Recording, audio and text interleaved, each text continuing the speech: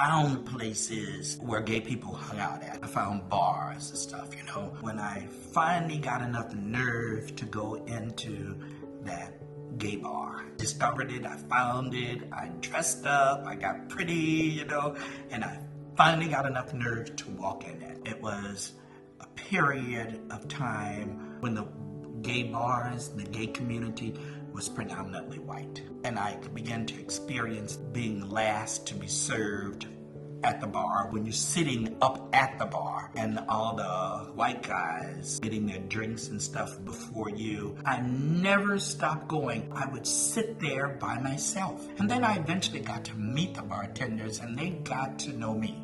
It's important that you hear a lot of this stuff from a Black perspective. It's an experience, it's an adventure, it's a journey, sometimes crippling, but you know, you get up, you dust yourself off, and you fight on.